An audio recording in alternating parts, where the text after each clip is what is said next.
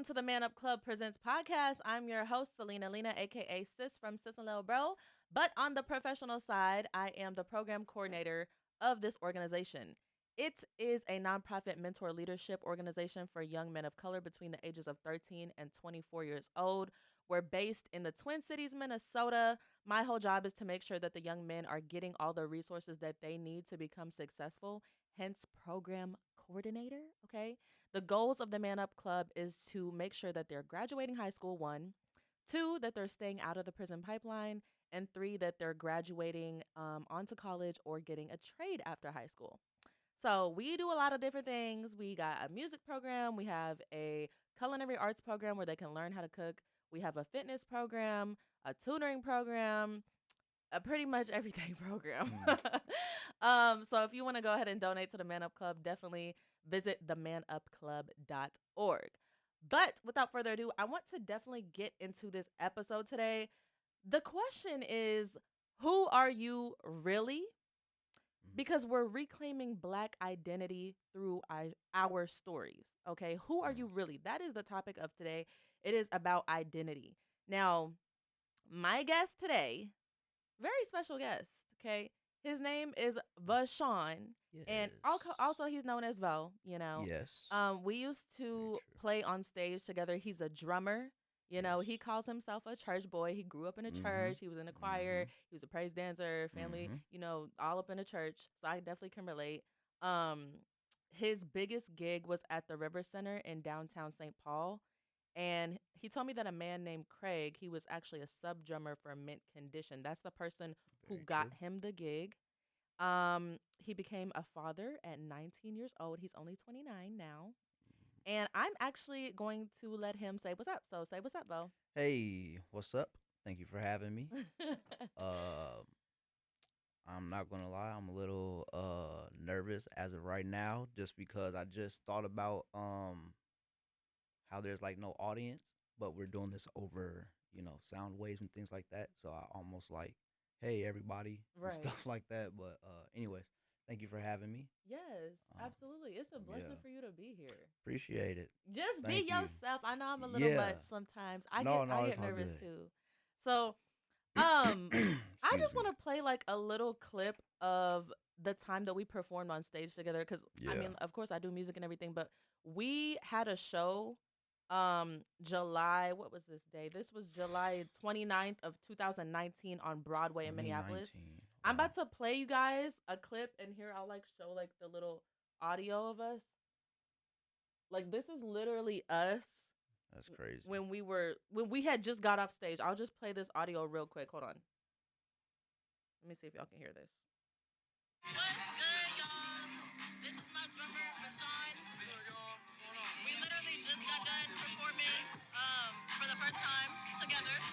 So I'm really excited to have him on the team. How did it feel up there? It was good. The vibe was good. It started out a little rocky only because of the sound system, but we prevailed and it sounded good, and the crowd really loved us. So Yeah. can't wait for the next one. That's crazy. Super crazy. So a lot of life has happened since then. Yeah. Yeah. Yeah. A lot of growth. A lot of growth. Jesus. And speaking of growth, growth has a lot to do with identity. Mhm. So let's just get into it, because we as humans, if we grow every single day just like a tree, just like a plant, right? And so every tree, every plant has its roots. Facts.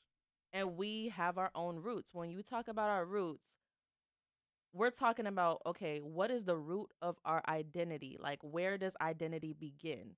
You know, identity begins with environment, family, upbringing, and early values. For sure. So, what was your family dynamic like growing up? Am still to this day very blessed with my family dynamic, because like we discussed before, I have a lot of men in my family first and foremost, and I think now that I'm older, looking back on it, that was probably the biggest impact, uh positive impact that I could have been exposed to, was the men in my family. So speaking for the or speaking of that, like my family is real big. We're blended, but like we're a big family. Um, I got a blended family too, so yeah, I definitely can relate. it's it's so many things about it that's cool because the different people, the different interests, and the different topics, the different like personalities and things like that. It's just real cool. But to sum it up, I would just say my family dynamic was just very real, loving, and uh very much protective and very much so how would you say, like, elderly um led. Like Okay. our family, we're big on respecting our elders and things like that. No matter what age you are, for example, my older cousin and my auntie, they're real close in age, and they hang out, you know, today and things like that. But even when they were younger, we still had, and even now, still obviously too, that respect level Mm. of respecting our elders and stuff like that, no matter how close in age you are, or anything like that. So yeah. Yeah, you said two things that stand out to me. Number one is you said you had a lot of male influence and role models Hmm. in your family. I Hmm. just want to say that that is a beautiful thing to hear you Yeah, say that. Just as looking at you as a young black man, just appreciate it. because in our culture, in Black American culture, Hmm. the family dynamic has been stripped down to bare bones. Like Yeah. usually it's just, the mamas and it's a single mom. Um and I don't hear a lot of black men saying, "Oh, there Yeah. was a lot of strong black men Hmm. figures." So who were they? Like just name Yeah. them off. Like if you So right have away, my granddad got my dad obviously, and my uncle Deuce, um my cousins Jeremiah, my older cousins Sean, Antoine, my uncle X, um my uncle Sam. what did they teach you about manhood? Having your own out, that's the, like, Having your the own. biggest thing, like, as a man, that they instilled in me in many different ways, many different conversations and things like that, was just especially as I got older. I would say from like 15 on up, like that was real big talking points. Was having your own as a man and making sure you can provide for yourself before anything else. Mm. Um, um, and then once you have family of your own and things like that, obviously, um, take care of your family. Speaking of So family, I see that yeah, you got your hand tatted. It literally says yeah, family. family first. You gotta show that camera right there. Oh, Oh. sorry. I'm a little unprofessional, but I don't even know where I am. Oh, I don't know if y'all can see it. Family first. You really you ain't Yeah. just talking about it. You being about it. No, yeah. Don't talk I about it. Be I about try it. to be. Yeah, that's Yeah. that's real hard. And Yeah. honestly, okay, so going back to your father, Mhm. how has your father impacted your life? Like, because do you have a lot of friends who don't have an active father in their lives? um Honestly, if I'm really thinking about it, I would say it's kind of half and half. Okay. Um, I know a good amount that I don't. I've never heard of their dad, seen their dad, or nothing like that. But there's a good amount also that their dad is very much in their lives. They, hang out and all those type of things. But yeah, I would say, I'm sorry. What was the question? It was, I just you're good. It was spaced on it. no, you Sorry. good. It was like how has your father like influenced your life? Like, Yeah. okay, I guess what I'm trying to ask is, imagine that you didn't have your father in your life. Mm, And obviously you have that's a limited imagination because you have had your yeah. dad in your life. But like I get you. if you only had just the females, your granny, your Mm, auntie, what do you think that you would miss now if you didn't have those men in your life? man. That's a deep question. That's a good question. I think I would probably the biggest thing would be um my self pride and like just um yeah, my self pride, my self confidence, and my intuition. I wouldn't. I feel like I probably wouldn't have had that as strong as I do now if I hadn't had my dad and my the other male figures in my life around. Mhm. Um, and also specifically from my dad. I wouldn't have had, or I wouldn't. Yeah, I wouldn't have the go getter kind of mindset and personality and outgoing type of personality. Uh, and for sure wouldn't be as talkative as I am Mhm. without my dad, for sure, specifically. And I think as a grown man now, those things really help me even day to day now, still help me get through life, and tiny lessons here and there, or just lessons in general that I learned that he instilled that still work to this day, and things like that. So I can't really imagine. I'm glad I'm not in that position. Fortunately for me, but yeah, I couldn't imagine how my life would be if had not had my dad or positive male figures around me. Right. It's essential. And the fact that Mm-hmm. the fact that you're a father now. Yeah, What's your son's name? Kingsley. Kingsley. That's so Yeah, cute. How old is he? 9. 9. Oh my Yeah. gosh. I haven't even seen a picture of him, but you have to show me Mm-hmm. after we Yeah, get off yeah, the yeah. show. But just I also I want to say too, like it's a beautiful thing for you to be able to like have the experience of your dad raising you and then now being a father to your child. Definitely. What do you think the difference is between a baby daddy and a father? Man, that is also another good question. Because I hate the quote unquote baby daddy stereotype, Mhm. or narrative, or whatever the case. Stereotypes do have truth to them.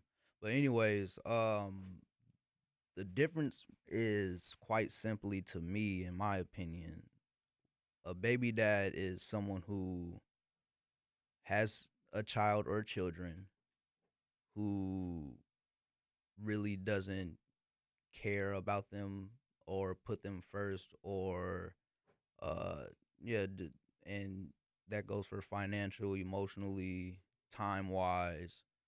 Like, they just don't care, they're fine, with whatever. And a father is someone who is present now, whether that is, or so present, actually being financially present, being emotionally present, being there time wise, and all the other areas.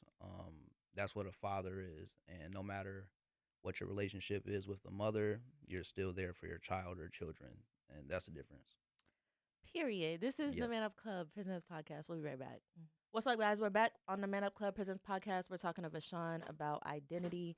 And he just shared a little bit about his roots, his family, because the important thing you need to understand is where you come from. You know, that's a big foundation of your identity, and understanding, who are the people around you, where do you come from? That's a big part of, kind of your makeup and DNA. Now, the question is, if you don't come from people who you respect, if you don't come from people who you admire, because there are people who don't feel like the family that they're born into is really like what they want to become. You know what Hmm. I'm saying? So it's like sometimes if you look back into family history, you can actually be ashamed of where Yeah. you came from, Yeah. you know? Yeah. So then it's like the question is like, how do you how do you make sense of that? You know what Hmm. I'm saying? Like, how do people cope with that? Like, for example, if you got, let's just say, like, let's Yeah. just say, for example, that, um, my mom, she strung out on drugs and she never she always struggled to keep a job and stuff, and then like her mom, was just never consistent in her life. It's just like, okay, Mm-hmm. well, dang, like now I come from a family of, Yeah. women who are not consistent. So what does that make me? I think sometimes when we think about those things, it's our mind that allows us to either fall into the narrative that Mm-hmm. we've seen in the past or allow us to create a new one. That's true. You Yeah, know, that's accurate. identity, your mind and how you think about yourself shapes your identity. Yeah, You that's know, very true. when it comes to like, what about some character flaws or things about your family that have you ever had any character flaws or things about your family that you're just like, I don't want to repeat that, so I just want to Mm-hmm. like I want to be a little bit different when it comes to that. Yeah, for sure.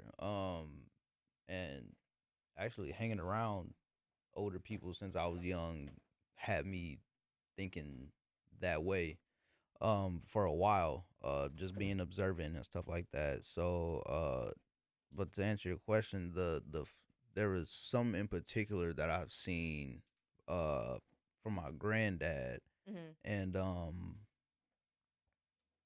it was something that is you could say is not that big of a deal, but seeing how it affects the rest of the family and stuff like that, you could say otherwise. So that flaw that I personally felt that I want to change was my tone of speaking when I'm speaking to my family and speaking to my loved ones. And the reason why the tone is so important is because even when we're around our family, we can just be so used to how they see us and how we see them and stuff like that, and we just tend to get comfortable because this is our family and stuff like that. But even with family, you it should be in a perfect world, in a you should be at a place to where you can have constructive criticism with your family or talk about things that are affecting you, or Was stuff swept under the rug? yeah, or honestly, not really. There was What I will say is my family is the type of family that they don't they keep adult business, kids business. So Mm. I'll say they did a good job of not uh just outwardly blasting out or airing out information or secrets and things like that.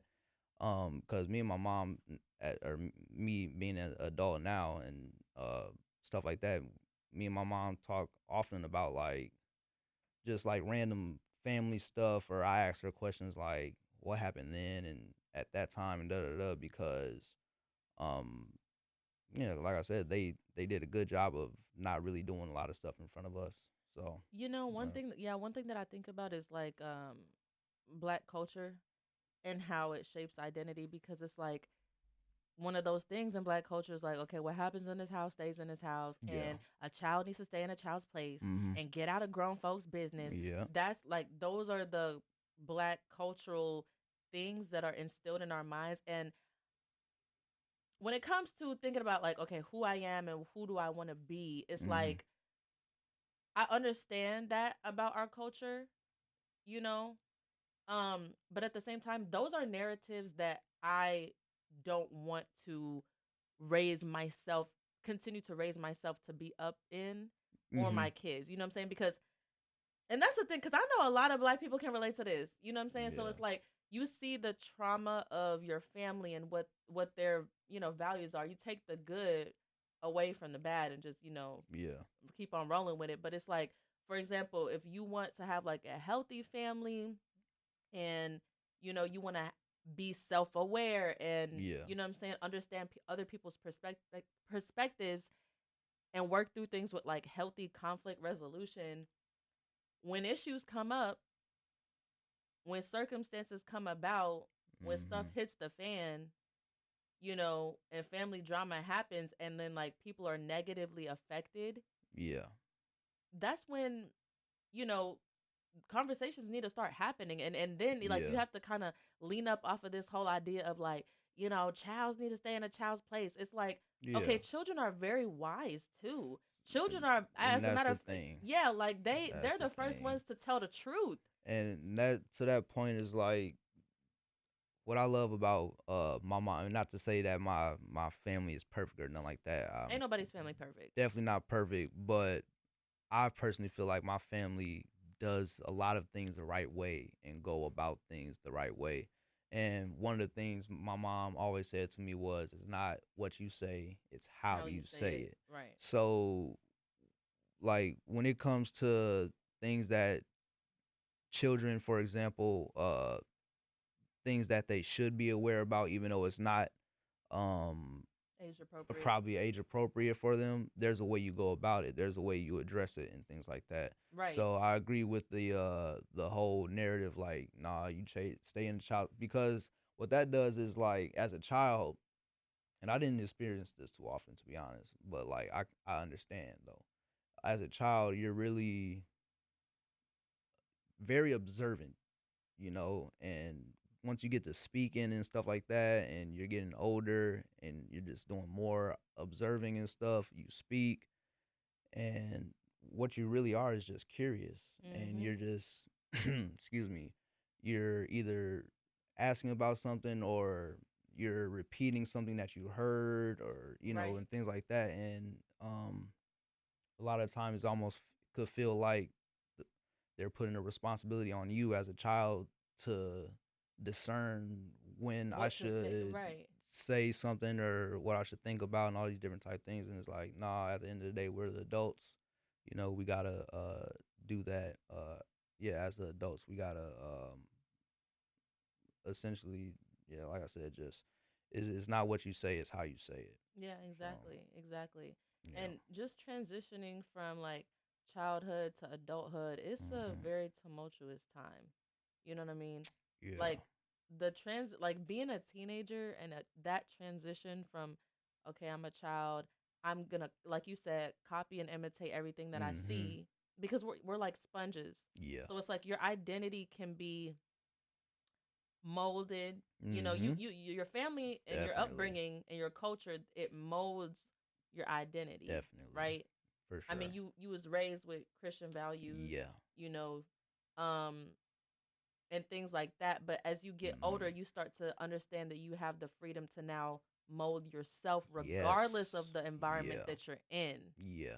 And that Very takes a true. lot more willpower, just because Hmm. like when you're growing up, it's like when you're young, the clay is still being made, Yeah. but once you're in that adult kind of form, it's just harder to bend. Yeah. That's a good Y- analogy. That is a really Yeah, good thank you. analogy. Yeah. That is really good. Yeah. I agree. And that's why I wouldn't say that's why, but to that point, it's like um for me personally, when I was probably l- yeah, about 18, 19, right around the time I was finna have my son and stuff, that's really, and I thank my mom too for kind of giving me the reassurance to like be myself and be your own man and be an adult, because um I was the type of child that was really influenced by my family and friends and things like that, and sometimes it would be to a detriment. It would be bad. Excuse me. More so with like friends and things like that, but How so? because I was excuse me, I wanted to really be accepted, liked, because I was a church boy and stuff like that, Mm. right? So Okay. I would like I said, I was in praise dance, the choir. I was not just a choir. I was on a musician side as well, like doing that. You stayed in church. Like stayed there, and then even after the services, like they would have food and things like that, like the fellowship part of it. I stayed then too, and like all types of stuff. So Once I went to school, or like high school, middle school, yeah, between like 7th and like 10th grade, um, it was real because a lot of my church friends went to the same school that I went to. Mhm. So when seen the stuff they were doing, and I'm like, oh, y'all a little different than how y'all act in church and stuff. And I'm like, okay, well, yeah, I'm gonna get down with that too. Right. So Right. doing all those things, and one thing leads to another. I get in trouble, and uh, just wanting to be popular and all those typical high school things. Well, And not everybody has a typical high school experience. yeah, I mean that. So what was you doing? You smoking weed? Not even. I mean, not even. That's the crazy thing. Like I was the most. I was. I couldn't even call myself a class clown. Like You just be I was just acting out? not. Yeah, just not doing work Okay. for the most part. Like it wasn't that. And I wasn't like a violent person either. I wasn't in a lot of fights or nothing like that. It was just for the most part, I was always around the wrong people at the wrong time. I was always like with the crowd that was doing the bad stuff for the most part. And but like it's just so funny when you brought up weed. I literally was scared to tell my mom that I smoked. The very first time I smoked it was I was literally I think a junior or sophomore in high school or whatever. So I was a little late to the party at that stage, but I was scared to tell my mom, and this was a couple years after I was like 17, finna graduate, and she was like, first of all, I already know that you smoke. I already know. Dang. And but we do have a couple ground rules. Don't do it in my house and and stuff like that. Then she told me about a time she smoked and stuff like that, or whatever the case. But that's where my mind went to when you just said that. But yeah, I wasn't when it came to school and stuff. It was just hanging around the wrong people and being influenced to do dumb stuff like skipping school and stuff like that. That's probably the worst thing I did. Skip school. I feel that. Yeah. That's the thing is like so there's a difference between like going through a phase cuz like you said like the way you talk about that was a phase. Mm-hmm. And then there's also things that actually stay with us that are called character flaws. It's Yeah. not a phase. Yeah. Right? Mm. So next we're going to dive into exploring the meaning of our character flaws Mm. and the things that are bad about us, the things that we're ashamed about when it comes Mm. to looking ourselves in the mirror, and what does that how does that relate to our identity and what does that mean for who we are? Cool. This is the Man Up Club Presents podcast. We're back on Holy Culture Radio with the Man Up Club Presents podcast talking about identity. So, like I said, there's a difference between you going through a phase. Y'all probably had phases where you was buck wild. You probably had phases where you was high as a kite, wouldn't put the blunt down. Come on now. Let's not Yeah. even lie. Yeah. You had Yeah. phases Yeah. where you was just hitting and quitting it, sleeping around, having one night Mhm. stands because everybody be doing stuff. Yeah. We're not gonna sugarcoat it. Yeah. And that was that was honestly a phase for you, or maybe it wasn't Yeah. even all that. Maybe it was just a phase where you were just very depressed, or maybe it Mhm. was a phase where you were just so mad, disrespectful at the world because you were just mad at your situation. Yeah. But then you've grown now, and now you're, what I'm saying. Now you understand why you were the way you were. You know what I'm Mhm. saying, and you're fully operating in a better identity. Yeah. But we do have character flaws though, Definitely. and these character flaws range very wide. Mhm. So okay, for example, I'll say a couple of mine and then Mm. you'll say like a couple of yours. Got you. And then just thinking about all the listeners, you guys think about your own character flaws, but just thinking about those things like we're going to talk about, okay, is that a part of our identity? What does that mean for Mhm. our identity? So for me, like a couple of character flaws, one is I struggle with self-discipline. Mhm. The world is not my biggest enemy. To me, I'm my biggest Mhm. enemy. Motivation, it burns out a lot, but you can't be successful and run your life and make decisions and act on motivation. You have to Mhm. act on self-discipline because Yeah. self-discipline is doing what you need to do when you need to do it, no Mm. matter how you feel. Yeah. And I really struggle with that. And then another character flaw of mine is, um, like So like that's like a okay, that's one thing. But then I guess like on another level, one of mine's would be communicating effectively Hmm. and being able to say what I mean and mean what I say. I'm still working on Hmm. tightening up my communication. Gotcha. What about you? Honestly, I'm gonna go the same with the self discipline part because that is just very true with me. And what you said just pretty much just resonates with me. And the self discipline is so important. And to me, what I take out of that is, in order to have self discipline, you gotta look in that mirror, and Mm. you gotta be comfortable with who you are. And you gotta know, before anyone else has to tell you. And that's another thing my mom used to. I shouldn't have to tell you this. I shouldn't have to tell you that. You should already know. And like, yeah, so you should know what flaws you have and what things you can change to make you a better person and things like that. And for me, the self discipline has been a big thing with me. Trying to stick to schedules and routines and things like that.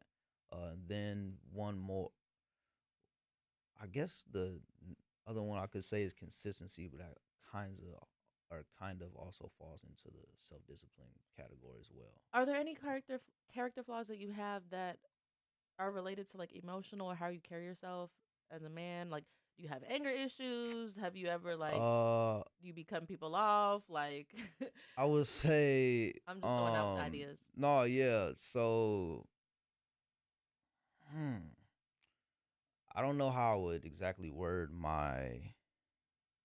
because I don't like so I like words, and I like the definitions of words and stuff like that. And I don't think, for me in particular, and particularly anger fits a lot of my emotions. But what I will say He's like, I'm is, far from that. the like I am, but I do get irritated. Like I get irritated and frustrated quickly with things, especially when things that are planned don't go my way, or not even my way, but things don't go as planned in general. Uh, it's very hard for me to adjust to that emotionally. I tend to um hold on a little bit longer to The plan. small things and like stuff that gets me off my emotional square and stuff. So, Mm, uh, yeah, yeah, emotions is the thing I'm trying to get straight right now. So, for sure. So then the question is, okay, think about all these character flaws that we have. The question is, if you're doing something bad for so long, or you struggle with mm, something for so long, or you know what I'm saying, let's just say you would crash out mm, and like literally it's so hard for you to like you want to do better, right, right? Like we want to be more self-disciplined, we want to be more emotionally in control, we want to communicate effectively, we want mm, to be more patient, we want to be more kind, you know what I'm saying? yeah, But a lot of the times we fall into the opposite yeah, of what we want. So the question is like, how do you how do you reconcile who you are versus what you're consistently doing? Because mm, isn't the definition of a characteristic or a character flaw something that you're doing repetitively, and if you do yeah, it so often, it becomes a part of who you are? yeah. I think that's true. Um, but to answer the question, I feel like, and this is just me personally, I tend to have a strong willed personality and a strong like mindset, to the point to where it's like, if I feel like I can do something, I can do it. And not on a like unrealistic level either. I'm very realistic as well, but I don't think there's nothing that I can't do, especially within myself, that I can't change. So, um, with that, if there's something that I'm just continuously doing, that I know I want to change, but it's just not happening. To me, this, like I said, this is just my personal opinion. To me, I'm just not dedicated enough, even though I know I want these things. uh and that kind of um brings in the self-discipline part of it, because it's like, let's say I'm struggling with being healthy, and let's say I'm overweight and stuff like that, right? Mhm. um I want to eat healthy, I want to exercise more, I want to stop eating so much snacks, but I'm not cleaning out my refrigerator, I'm not cutting down my TV time, I'm not, being proactive, pretty Mhm. much. And to me, I think a lot of uh character development and stuff like that can be made, or can be broken by how proactive you're being. Mhm. And if you're not proactive, then a lot of times you're going to You're be, reactive. yeah, exactly. So trying to be proactive, I think, can help with that. Mhm. You know, one of my biggest fears Mm, is that no matter how much I will to do something, mm, or how great I know I can be, right. I'm never going to get there because I it's like I'm an imposter. Mm, Kind of like this mm, the character flaws, like basically, okay, I know somebody feels me on this, but mm, it's like what we're talking about is what you will to do, which is like some people describe it as your soul, because your soul yeah, is what you want out of life. It's what you right. dream about. It's what, you know what I'm saying? It's like the essence of who you are is Yeah, your soul. yeah. But then you have your flesh, Mm-hmm. which is the thing that's like, okay, this is what I'm more comfortable doing, even though I want to do that. Oh, Mm-hmm. like, oh my God, I Yeah. just don't feel like doing it. And I'm gonna just do what's comfortable because it's what's comfortable and it's what's Yep. familiar and it's less hard to do the thing that I really want to do. Yep. So it's just like my biggest fear is that, like, even though I want to be the best I can possibly be, it's just like in reality, like, that's not who I am. And the real person that who I am is just the one who is Mm. just gonna be complacent and always struggle to get where I really want to be. Well, I would say to that real quickly that the mind is a powerful thing, and it's our most powerful organ. Uh, yeah, organ. In our body, muscle, and stuff like that. So like with that, to me, whatever you think, um, that's what can happen. Those are the possibility. That's where your limits are and Mm, things like that. mm, So if you feel like I can be this, I can be the best I can be. I don't know, and being realistic with yourself, I don't know how at this point. I don't know how that's going to happen, but I do see myself. I'm going to get there. To me, that like mindset is everything, and mm, um, you you can't let your subconscious take over your conscious, because that's what rules everybody. Honestly, like I think there's some scientific study to where it's like almost 80 to 90% of your subconscious controls your whole like thought process, and what you do, how you do it, what you think, and stuff like that. And you only use a little bit of your consciousness, like, okay, I'm actually going to, in your intentions and things like that. So ooh, that's, oh my God. mindset is everything. So I word choices also. I never is not in my uh Vocabulary. vocabulary. Period. Yeah. This is the Man Up Club Presents podcast. We'll be right back. Back on the Man Up Club Presents podcast, we are getting deep into, what makes up your identity. And we're starting to touch on your mindset, because your mindset is a key ingredient to achieving who you want to be and realizing who you are. Um, you were saying something, Voshon, about Yes. how never is in your vocabulary. Yeah. I don't like to use it. Um, I don't like to use as it pertains to like your character, or yourself, or trying to set goals or anything like that, because to me, like, words have power, and when you say never, that's like putting a ceiling or a cap on whatever you're trying to accomplish or think about or whatever the case may be. And so and uh so when I'm sorry. Um I think you said your mom taught you something. yeah. Um oh, not my mom. I can't remember where I heard it. Um I want to honestly say it was at church or something like that. But the analogy, or not the analogy, but the saying is that your thoughts become words and your words become your actions. And And what you're that I'm sorry. no, you go ahead. Go ahead.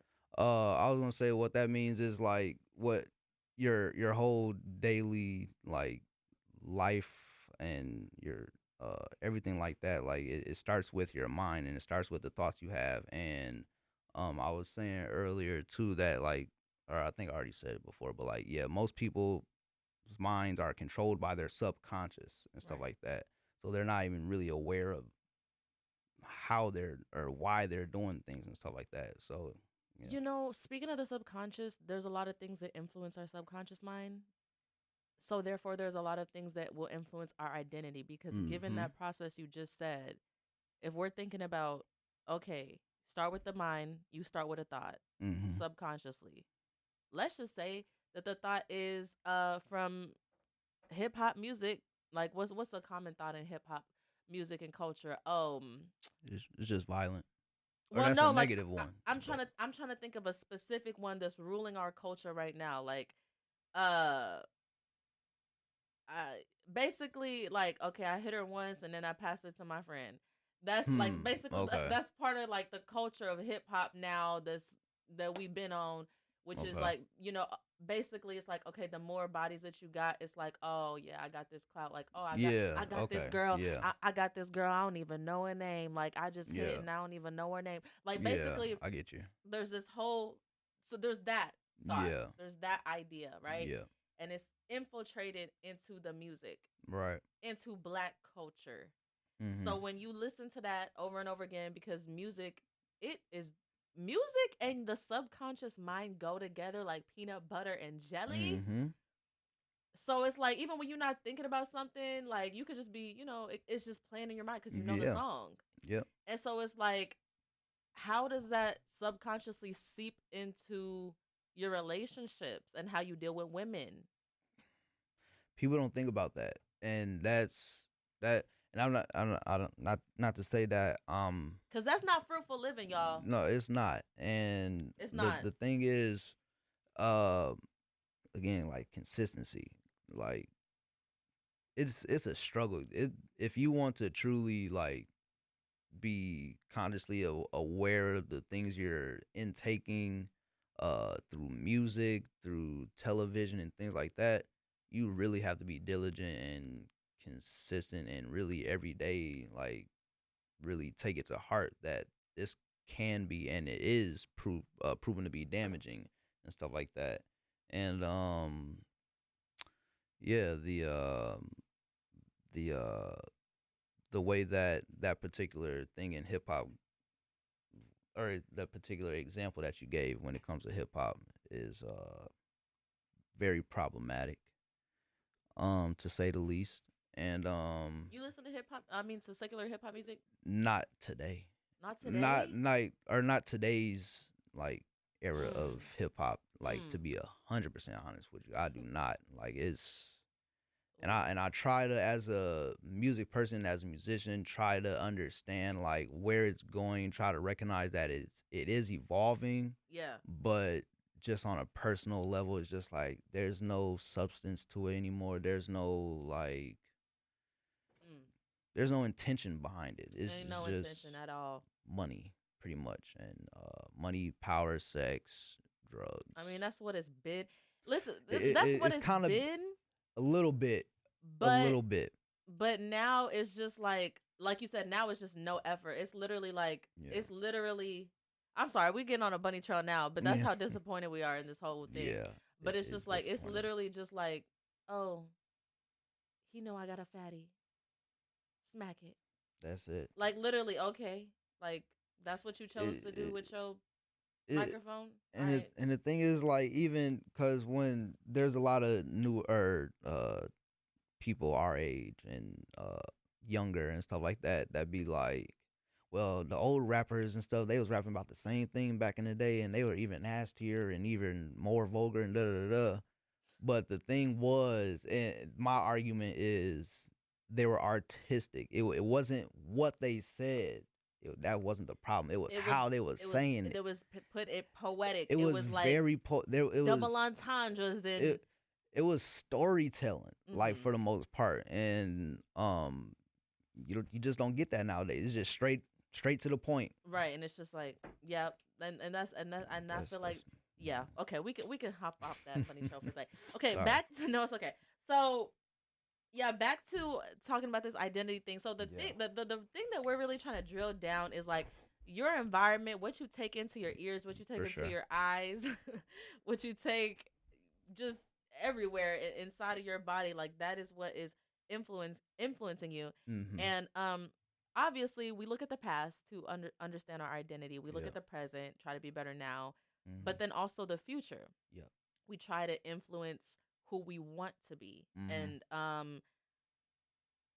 you know, that's where I find the most comfort in is the future because it's not written yet. Hmm.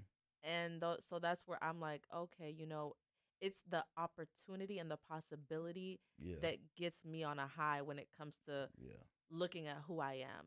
Yeah. I look at the past and I'm not thinking I haven't thought about this until just now, but when I look at myself in the mirror and I think about who I am as a person and who I want to be and how Mhm. I'm moving in this world, I find I'm satisfied and happy when I think about my past. Mm. Me as a child, me as an That's innocent good. girl, just having a good old time, Right. how I was raised. I think about the future and get excited the same way because it's not written yet and I have the Right. power to write it. Yeah. But it's the present identity that I have a problem with. Hmm. That's real. Yep.